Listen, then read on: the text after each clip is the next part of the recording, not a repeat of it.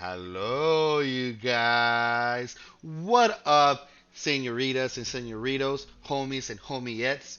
This is your host, Spotty Fine. You guys, today I want to talk to you guys about your team. I'm not talking about your team synchronization or your team, what this thing does and what that thing does and how do you make the best out of it. I'm going old school. We're going to talk about the prior information about even setting up a team. This video might be boring from some of you guys, but it's fine. Hey, school and education isn't always fun, right? So what I want you guys to do is have an open mind. I want you guys to stay to the end of the video. Some of this might make sense, it might not make sense, but the reward in the end is pretty good. Alright, you guys, with that said, let's get started. Simon que si. Let's get started, you guys. The first thing I want you guys to know about this game is that we have classes. You guys need to know what type of classes we have. We have a shooter class, boom, boom, boom, boom, boom, a warrior, mages, and assassins. Although there's no Reddit or the devs haven't official gave their yes say, nay say, you know, each one packs a punch in different meanings, alright? And each one serves a different purpose. Although they kind of make sense, they're kind of weird per se because, example, the shooter class, this one right now, basically your shooter class is your AOE class. That's what I call it. But being a shooter class means that you project something. You have projectiles basically, right? Not all of them hit all your enemies. Some of them might hit three. Some of them might hit all six. And there's few exceptions, like Mr. Fox, that only shoots at one person. But regardless the fact, the whole entire purpose of a shooter class, just like Tessa throws her bike at you, is that they provide a buff or a debuff. The baseball guy, he does a buff where he hits you and he auto heals, while Telsa, which I just showed you right now, basically throws your bike at you and she's gonna disarm your team, which is a debuff for the other people. The warrior class, guys, this is the most biggest selection of that you could get from all the classes. You have a warrior class. Think about the warrior class, you guys. You guys need to think about it. Think of a warrior class as the best way to defeat your enemies with little effort. And then you have your mages. Your mages is basically your support class. Your abracadabra, Harry Potter. No, I'm just playing around. But basically, they're either gonna buff or debuff your enemy, and they're just support. Some of them don't even hit other people. All right. This guy right here, this guy is a me shield, but his support that he does is that he causes flames. Um, the next one is basically the easy one that everybody's gonna know. It's your assassin. Now, assassin, you guys, that's your DBS class. That's the most powerful attack per second. Basically, it does the most damage and the most critical damage in a blink of an eye. All right. So a lot of people are gonna aim for this because they're DPS assassin classes and stuff like that. But now that you have the understanding of your four classes, to understand what a faction is. So you guys you just went through understanding the four types of classes you guys have, and now you guys are going to go into what a faction is. Before we dive into factions though, understand two things. Factions are individual and shared. Faction starts out with Sparks, then we have Oberus, then we have your Thoth book, and then we have your Holy Shield. So you can see that there's a lot of pictures which are your characters, right? Which is pretty cool. If you have them colored, it's because you have them. If you have them grayed out like Elizabeth, it's because you don't have them. So your Spark faction basically is the faction that has the most warriors, right? You guys already know what a warrior is because we went through it. Arborus basically is the most assassins. Your Thoth book is basically the most supports. And your Holy Shield is a hybrid between warrior slash support. So What I need you to understand, like I said earlier, is that factions serve two purposes: individual and shared. Let's talk about individual first. Individual is basically the stats you get just by unlocking a, a character.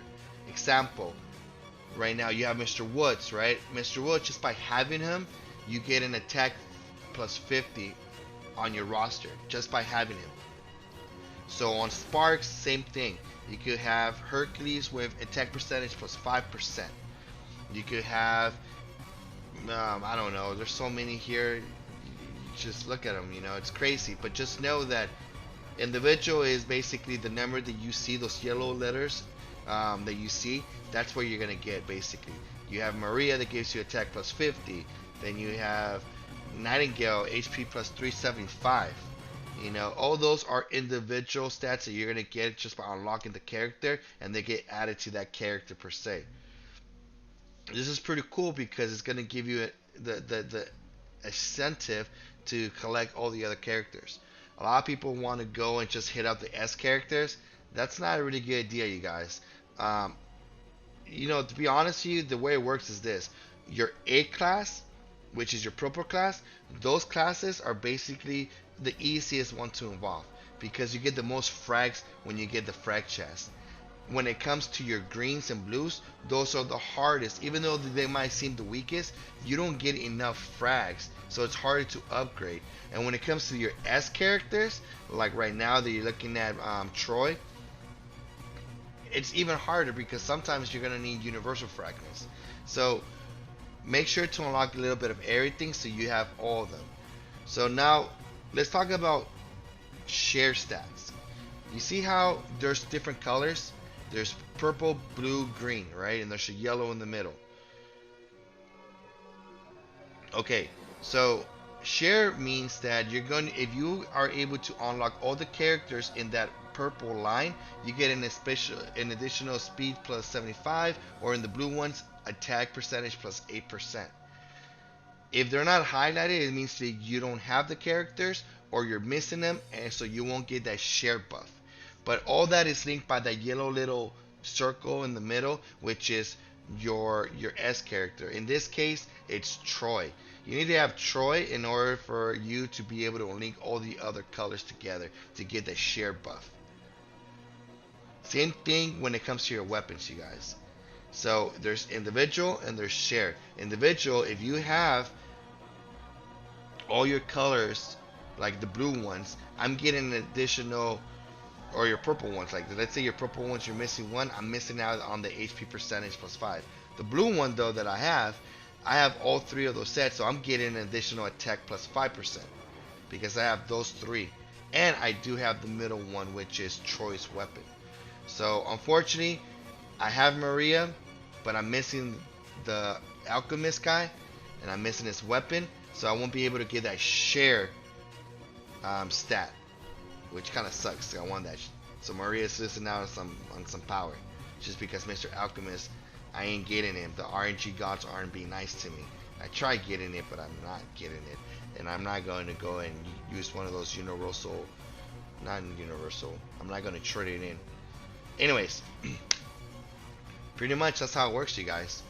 As you guys know, if you guys get a character, if you guys get a weapon, level it up. Here's the cool thing about though. If you have a weapon, and let's say you trade it in for another weapon, you don't lose that spot. That spot keeps on getting highlighted, and it still counts like you have it. So if I get the alchemist weapon from the alchemist guy, and I don't want it, I could go ahead and transfer it to another weapon, and it's going to keep it colored.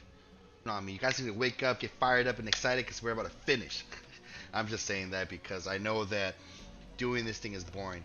But here's the thing. The last thing you guys need to understand about the team is your contracts, you guys. So contracts are very important. Let me go ahead and clear all this thing out. I'm just going to go ahead and put in random people. Well, not random, but the top people I find, right?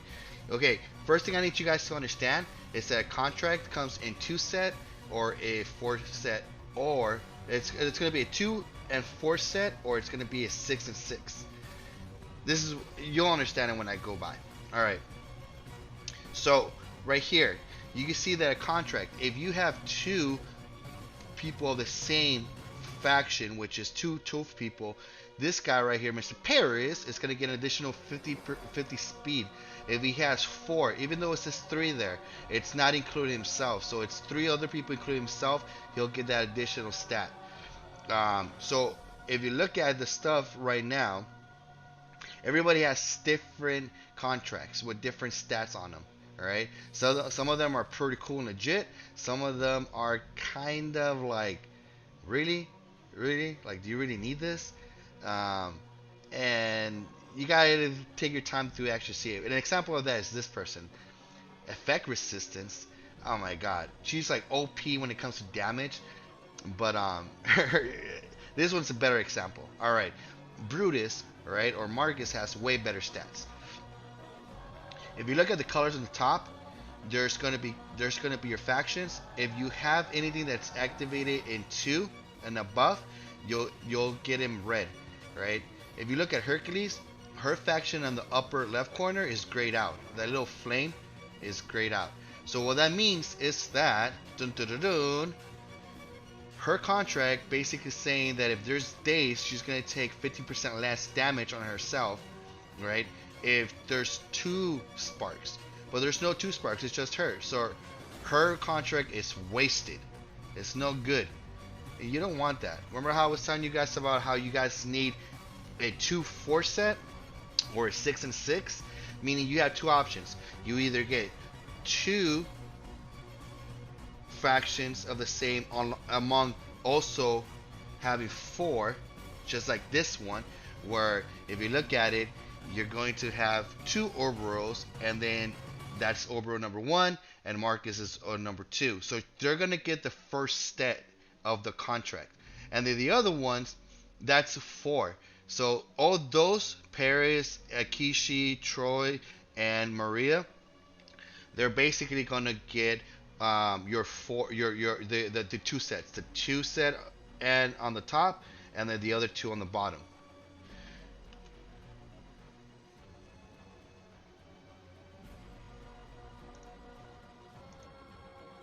Knowledge in you guys, this is a perfect opportunity where you guys are going to be able to have a better understanding when building your team.